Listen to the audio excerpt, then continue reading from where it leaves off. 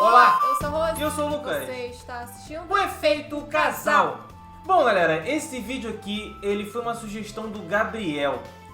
E é um vídeo muito interessante, que a gente até demorou um pouco pra fazer, mas a gente tinha que fazer esse vídeo. E o título é Deus Existe? É do canal Abraham. Tá ansiosa pra ver o vídeo, amor? Com certeza. Mas antes de iniciar esse vídeo, já deixa o like, se inscreva, ative esse sininho e bora reagir conosco. Bora. Eu falei, caralho, Deus falou comigo, no meio da igreja, né? Ele falou, eu caí, sempre, eu nunca acreditei nas pessoas que ficam caindo na igreja e eu caí. Jesus Christ, can you come down to me today and prove yourself? Where are you, Jesus? De repente eu senti um arrepio do meu lado aqui e o Espírito falou assim, pode virar porque ele tá aí. You yourself must experience the resurrected Christ. Did shows, meet and greets, never got COVID. Clearly, Jesus loves me the most. Seriously. So nice, so nice. Eita, Prila! Também ela meio que se achou mais importante do que os outros. Eita. O amor de Deus é igual pra todos.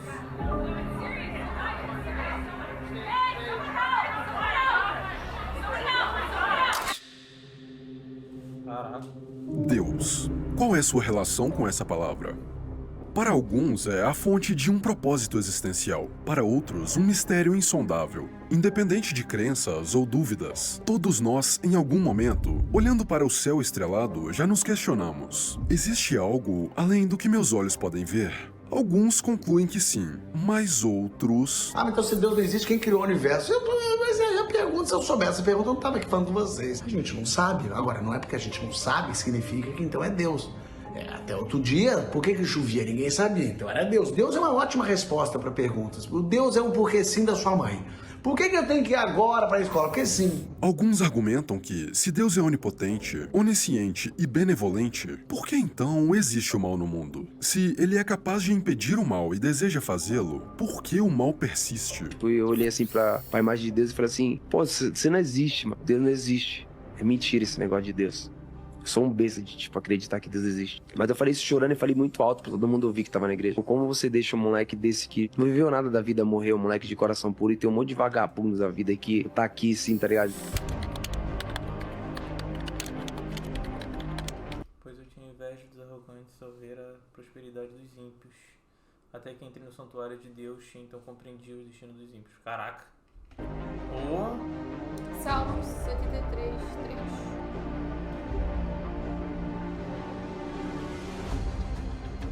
Há milhares de anos, filósofos e pensadores têm usado alegorias para comunicar ideias complexas. Proposta pelo renomado cientista Carl Sagan, a alegoria do dragão na garagem ressalta a importância do ceticismo e do pensamento crítico na avaliação de afirmações que não possuem evidências empíricas. Eu decidi transportar a essência da alegoria para um tempo místico, um tempo em que areias ao vento carregam segredos do passado.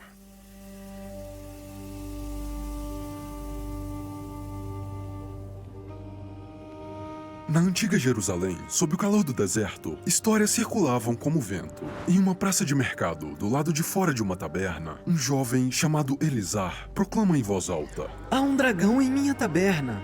As pessoas deixam de lado tudo o que estavam fazendo. Alguns olham com desdém, outros com curiosidade. As crianças se aproximam, ansiosas para ver a criatura. Elizar, percebendo a multidão crescente, abre as portas de madeira da taberna. Mesmo sem acreditar, todos olham atentos. Mas, é claro, não havia dragão algum.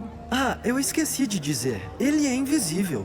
Um ancião sugere jogar sal no chão para ver as pegadas do dragão. "Isso não vai funcionar porque ele pode flutuar." Responde o jovem. O ancião retruca, sugerindo jogar vinho no dragão para que seja revelado seu formato. "Boa ideia. Quer dizer, seria uma ótima ideia se ele não fosse incorpóreo." A multidão murmura, dividida entre o ceticismo e a curiosidade. Mas um pensador local se aproxima e proclama: "Se um dragão é invisível não pode ser provado, qual é a diferença entre ele existir ou não existir? A ausência de evidência não é evidência de ausência?"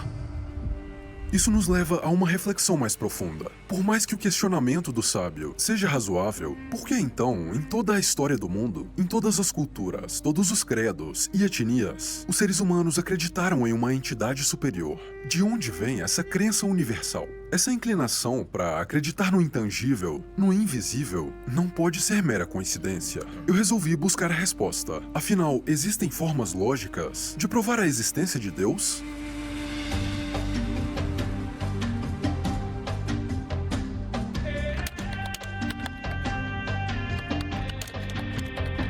Desde a criação do mundo, Atributos invisíveis de Deus. seu eterno poder e sua natureza divina têm sido vistos claramente, sendo compreendido por meio das coisas criadas, de forma que tais homens são desculpáveis.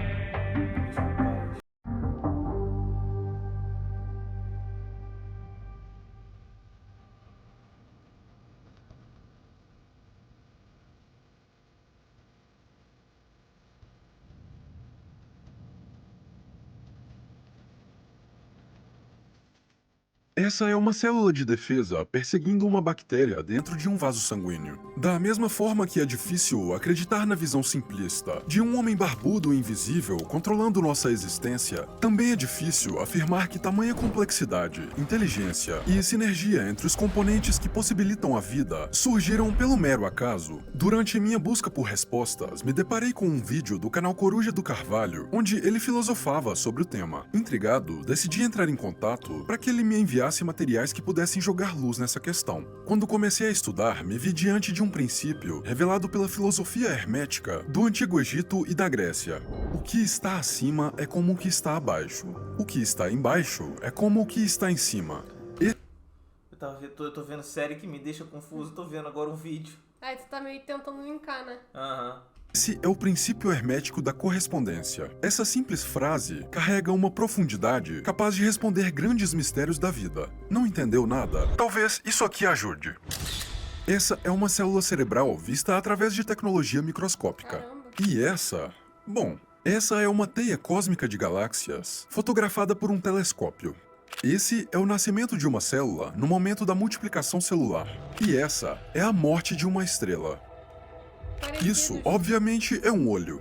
E isso é uma nebulosa, mais conhecida como poeira cósmica. Mesmo padrão, mesmo formato, diferentes escalas de grandeza. Ok, talvez você pense que isso é mera coincidência, mas ainda assim podemos encontrar inúmeros exemplos de coincidências como essa na natureza. Não são muitas coincidências para serem chamadas de coincidência? Quer dizer, para pensar na imensidão do universo, com trilhões de galáxias, estrelas e planetas. Agora, pense em células do corpo humano. Ambos, apesar de diferentes em escala, são sistemas complexos, ordenados e interconectados. O princípio da correspondência sugere que o que é verdade para o macrocosmo também se aplica ao microcosmo. Se essa correspondência existe na realidade física, poderia ela também existir em um plano imaterial? Se o que está acima é como o que está abaixo, então não existem duas coisas separadas. A única diferença que separa as duas coisas são graus de grandeza ou de evolução. Por exemplo, o frio e o calor não são duas coisas separadas. São extremos de um todo chamado temperatura. A única coisa que diferencia frio e calor são os graus. Isso significa que é possível transitar entre frio e calor com um mero declínio ou elevação da temperatura. E se isso é uma verdade universal, significa que nosso grau de evolução é o que determina o grau de densidade de nossa forma material. Nesse caso, seria possível concluir que todos os seres aspiram à transmutação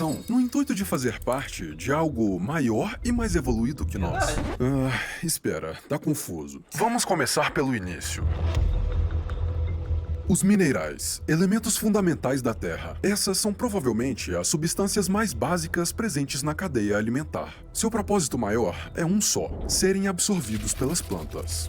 As plantas, por sua vez, transformam esses minerais em energia através da fotossíntese. Continua comigo. Elas não têm mobilidade ou capacidade de raciocínio como os animais. Mas aqui se manifesta o primeiro lapso do que poderia ser chamado de consciência. Seu propósito mais elevado talvez seja servir de alimento para os animais herbívoros, se tornando assim parte de algo maior. Os mesmos animais que posteriormente serão consumidos dominados pelos carnívoros. Predadores como o leão, lobo ou falcão são mais inteligentes, têm habilidades avançadas de caça, estratégia e sobrevivência, ou seja, são mais evoluídos, representam um nível mais alto na cadeia evolutiva. Agora, considere o ser humano. Aquele que está no topo da cadeia alimentar tem alta capacidade de raciocínio, emoções complexas e autoconsciência. Se o destino final de cada forma de vida é se tornar parte de algo maior, então qual é o próximo nível? Veja bem, não há nada que deixe de existir no universo. Tudo se transforma, tudo se transmuta em outra coisa. O corpo humano será transmutado em matéria orgânica. Mas então, o que acontece com a consciência humana após a morte? Se nada desaparece, então a consciência humana também precisa se transformar. Precisa aspirar a ser consumida por algo mais evoluído para que assim cumpra seu destino e se torne parte de algo maior. Mas é claro, mesmo que isso seja uma ótima pista, eu ainda não estava satisfeito. O conceito ainda estava muito subjetivo. Eu precisava de respostas mais tangíveis. Algo que me levasse a conectar essa descoberta com provas concretas da existência de Deus. Foi então que encontrei a obra de um grande homem, Tomás de Aquino. Mistério das 5 vias. No coração da Idade Média, no auge da turbulência religiosa e fervor intelectual, surgia um pensador prestes a desafiar as convicções de seu tempo. Nascido em família nobre, Tomás de Aquino foi inicialmente destinado a uma vida simples e religiosa, mas a paixão pelo conhecimento falou mais alto. Tomás frequentou as universidades mais renomadas da Europa, onde iria encontrar os textos de filósofos gregos. Um deles, em especial, estava prestes a mudar o rumo do pensamento e da vida de Tomás de Aquino, Aristóteles. Na época, Tomás enfrentava um dilema: a paixão pela razão contra os dogmas da fé cristã. Essa tensão foi o que o impulsionou a buscar a prova da existência de Deus, e Aristóteles tinha a primeira peça do quebra-cabeças. Em Metafísica, livro 12, Aristóteles descreve o motor imóvel que, em resumo, é a observação da perfeição da natureza e a percepção lógica de que tal perfeição não poderia ter sido originada pela pura aleatoriedade. É necessário, portanto, que haja um princípio, e que este seja imóvel e destituído de magnitude. E tal como existe o movimento constante e simples na região celeste, assim deve existir também algo que mova de maneira simples e constante.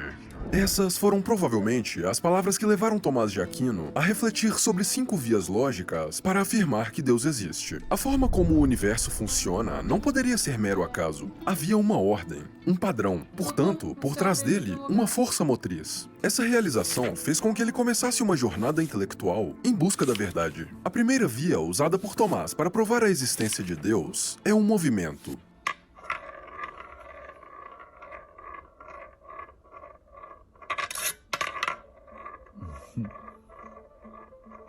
You can actually add multiple beads as long as the beads don't fall at the same time.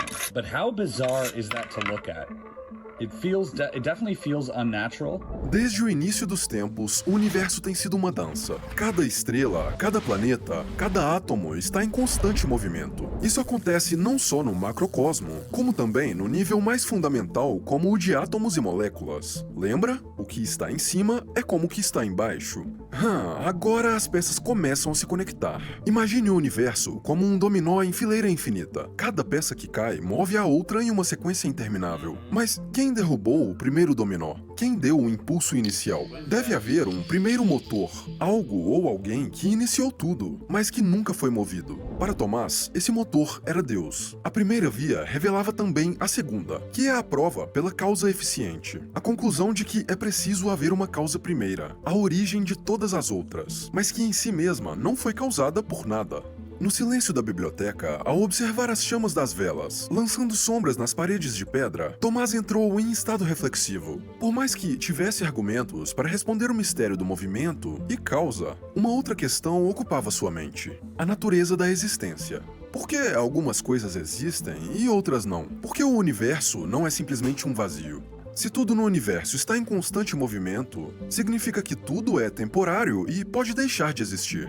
Logicamente, em algum momento poderia haver um cenário em que nada existisse, mas claramente essa probabilidade não aconteceu, já que as coisas existem. Portanto, Tomás concluiu que deve haver algo que não é temporário, algo que é essencial e sempre existente. Esse ser é a razão pela qual todas as outras coisas existem.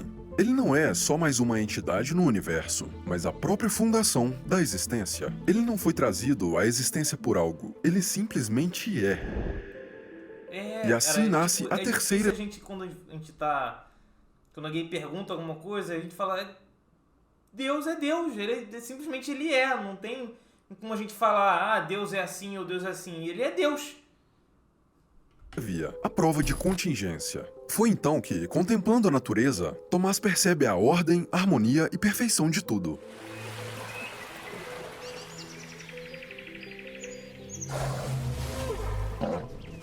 Nesse momento, compreendeu o que Aristóteles quis dizer.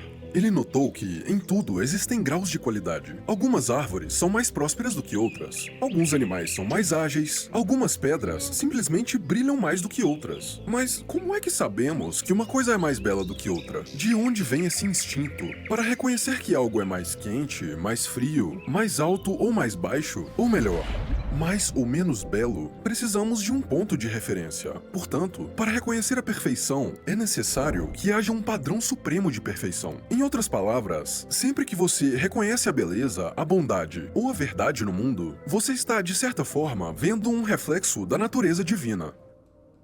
Foi nesse ponto da minha pesquisa que surgiu o questionamento mais importante dessa busca. Se existem padrões ordenados que nos permitem reconhecer instintivamente o que é belo e virtuoso no mundo, então esses padrões não seriam, de alguma forma, portais para a compreensão da linguagem silenciosa com a qual o divino se comunica conosco? Se meu instinto estivesse certo, isso significaria que, ao decifrar essa linguagem, poderíamos revelar os segredos mais profundos do universo. Não tinha mais volta. Eu ia ter que mudar o foco da pesquisa. E pasme, meu instinto estava certo.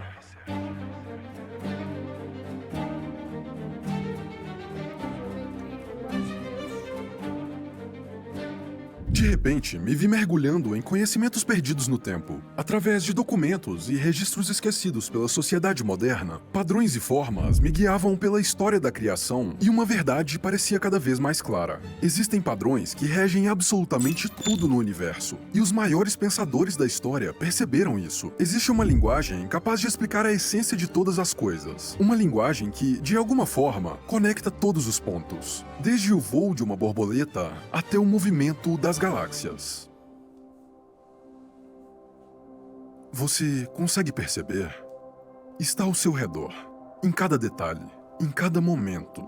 Está nas folhas das árvores, nas curvas dos rios, nos carros e nas pedras. Está nas intrincadas teias de aranha e nas palmas de suas mãos.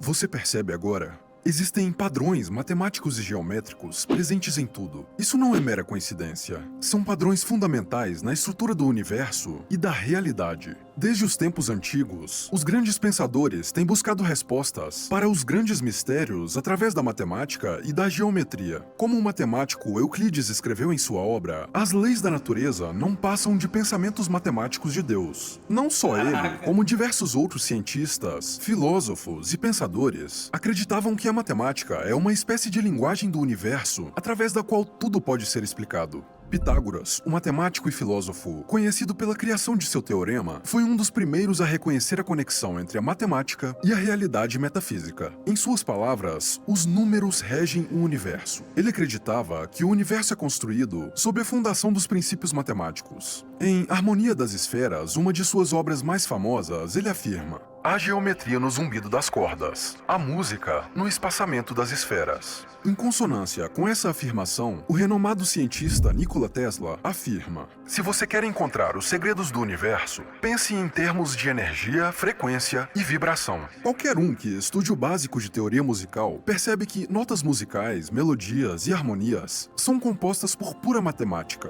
Tá, e o que isso tem a ver com formas geométricas? Bom, é mais fácil mostrar do que explicar.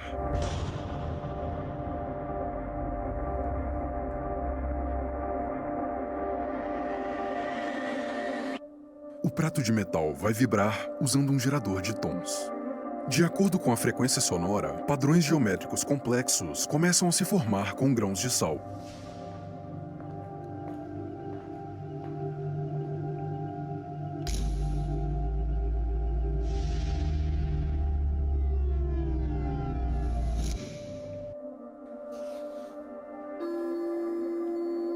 Caraca, que loucura! Bonito, através do som, né? É, o som faz o negócio de metal vibrar.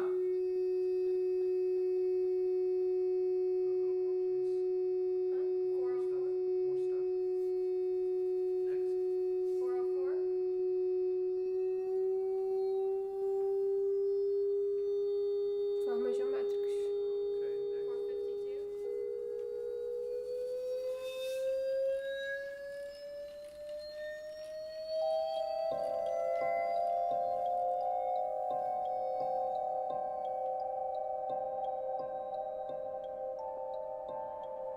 Platão, estudante de Pitágoras, posteriormente desenvolveu essa ideia em sua teoria das formas. De acordo com ele, o mundo físico é mera sombra de uma realidade superior que rege o reino das formas e conceitos abstratos. Formas essas que são eternas e imutáveis. Elas são o verdadeiro objeto do conhecimento. Em seu diálogo Timeu, Platão explica como as coisas são manifestadas no universo através de formas geométricas. Em suas palavras, o mundo é uma criatura viva, dotada de alma e inteligência, e surgiu de acordo com leis e princípios geométricos. Ainda de acordo com Platão, o universo não é uma mera coleção de objetos e aleatoriedades, mas um sistema cuidadosamente estruturado que pode ser entendido através de linguagem matemática. As conclusões de Platão começam influenciadas pela compreensão dos arquétipos numéricos criados por Pitágoras. Imagine que cada número não é simplesmente um indicador de quantidade, mas uma qualidade, uma essência. Pitágoras não só os reconheceu como tal, mas também como chaves para desvendar os mistérios de Deus. Pense na origem do universo. Antes que pudesse existir qualquer coisa, tudo precisa ter começado de algum ponto.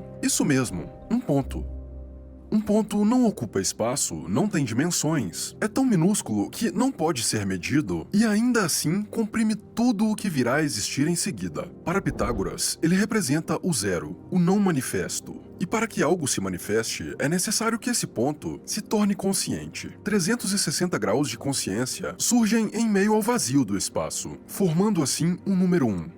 O 1 representa a unidade, a origem de tudo. Na visão de Pitágoras, essa era a essência da qual tudo se origina. Depois de se tornar consciente, o que o ponto faz dentro dos limites de sua consciência? Bom, a única coisa que poderia fazer, ele se move. No momento, sua consciência só permite com que ele se mova até o limite do círculo. Mas nada o impede de se tornar consciente de um novo espaço ao seu redor. E assim é manifestado o número 2, a dualidade, o positivo e o negativo, o yin e yang.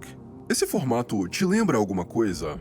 No pensamento pitagórico, o 2 é a porta para o entendimento do contraste que forma a realidade. O ponto consciente vai continuar se movendo pelas interseções e expandindo sua compreensão, gerando assim a representação do número 3, a manifestação da totalidade. O 3 representa o começo, meio e o fim. É a tríade usada por culturas e credos em toda a história para expressar a harmonia resultante da união entre o 1 e o 2. Depois de 6 movimentos, é manifestado um milagre geométrico. Temos um padrão completo que, para Pitágoras, simbolizava a perfeição e a harmonia divina. A interseção entre o divino, 3, com o humano, 2 vezes 3. Por conter todo o potencial necessário para a criação de uma forma de vida, a forma gerada pelo número 6 é conhecida como semente da vida. A rotação completa do ponto no entorno da semente da vida cria uma forma conhecida como o ovo da vida, o número 12, um número profundamente simbólico em todas as culturas e religiões. Está nos 12 apóstolos, nos 12 signos do zodíaco, nas 12 horas que separam dia e noite. Toda a sua existência foi criada através dessa divisão. Através da mitose, cada óvulo fecundado começa um processo de expansão idêntico ao que estamos observando, até que forma a estrutura tridimensional do ovo da vida. Se o ponto consciente continuar sua jornada até mais uma rotação completa, surge um formato considerado sagrado através de toda a história do mundo. Essa forma é conhecida como flor da vida. Essa foi a base que Platão usou posteriormente para conectar pontos e criar formas tridimensionais que viriam a se tornar os pilares para decifrar a linguagem de Deus.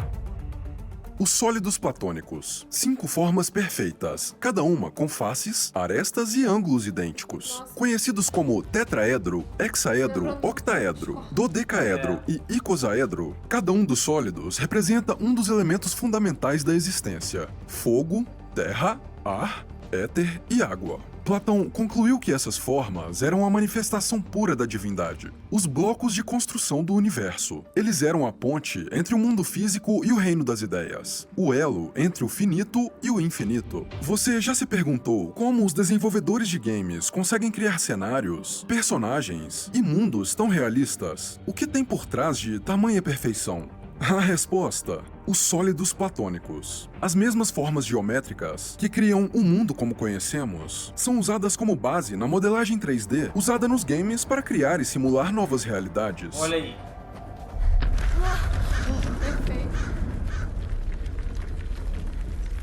Before we continue, let's stop a moment and take a look at some of the key features of this demo. There are over 1 billion triangles of source geometry in each frame that Nanite crunches down losslessly to around 20 million drawn triangles. What does that many triangles look like? This isn't noise. These are the triangles, each a different color. Most are so small that they look like noise. Desde o movimento dos átomos ao movimento de órbita do sistema solar, tudo segue esse sistema de formas geométricas. E ainda assim, depois de toda essa jornada de descoberta, todo o conhecimento acumulado, toda a lógica apresentada, uma dúvida permanece. Isso tudo prova a existência de Deus com uma certeza lógica e absoluta. Respondeu Jesus: eu sou o caminho, a verdade e a vida. Ninguém A expressão certeza lógica absoluta carrega em si uma contradição. Afinal, a lógica, por sua própria natureza, investiga apenas a dimensão do possível, mas não a dimensão do fato concreto. Ela serve para nos guiar através de caminhos da razão, mas nunca pode nos entregar a verdade absoluta. Imagine que você testemunhou um crime, algo realmente chocante que te marcou para sempre. Você pode se lembrar de todo o acontecimento perfeitamente. Você é capaz de relatar essa experiência com absoluta precisão e riqueza de detalhes. Só tem um problema: você foi a única testemunha. E no fim das contas, sua experiência pode ser usada como elemento de prova, mas jamais como uma evidência concreta e irrefutável. Acho que foi isso que Jesus quis dizer com a frase: "Eu sou o caminho, a verdade e a vida. Ninguém vem ao Pai a não ser por mim." Apesar de ter tido uma criação pautada em valores cristãos, eu nunca fui uma pessoa religiosa. Em uma época da vida, concluí que se um dragão na taberna não pode ser provado, é porque provavelmente ele não existe. Mas tudo mudou com algumas experiências pessoais que me fizeram ter a certeza inquestionável da existência de uma inteligência superior que rege nossa realidade. E essa é a palavra-chave que responde nosso questionamento: experiência. A única forma de ter a certeza da existência de Deus é vivenciar a experiência de Deus em sua vida. Depois de toda essa jornada que trilhamos juntos durante esse vídeo, eu poderia até dizer que, se você ainda duvida, você só pode ser louco, já que foram apresentados argumentos lógicos. Mas esse é o limite de onde eu posso chegar. Veja bem, assim como eu não poderia te provar a existência de um dragão até que você o conheça pessoalmente, a existência de Deus também permanece no reino da razoabilidade até que você também o conheça. Quem sabe o fato de esse vídeo ter chegado até você não tenha sido um convite da própria inteligência superior para que você a conheça mais de perto. Quem sabe ela não esteja nesse exato momento se comunicando com você, pedindo permissão para entrar em sua vida e conduzir seus caminhos. No fim, só você pode reconhecer. Mas eu também tenho um convite para você. Além de produzir conteúdos com discussões importantes aqui no YouTube, eu tenho a missão de incentivar você a fazer o mesmo. Então, eu tô deixando aí na descrição um link gratuito com o meu checklist pessoal de todo o passo a passo que eu uso desde a pesquisa, a roteirização até a publicação dos meus vídeos. Qualquer um é capaz de criar conteúdo na internet, construir audiência e ganhar dinheiro com isso. Então, mesmo que você nem tenha começado a jornada ainda e não queira esse checklist, vai lá na descrição, joga o seu e-mail lá para começar a receber os meus conteúdos semanais, onde eu te mostro o caminho para isso. Agora, para entender o porquê o Brasil não deu certo, é só clicar nesse vídeo que tá na tela. Eu sou o Abraham e essa é a minha verdade.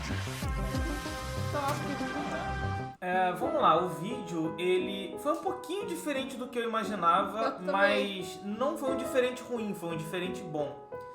porque eu acredito que não tem como eu chegar para uma pessoa e provar para essa pessoa que Deus existe.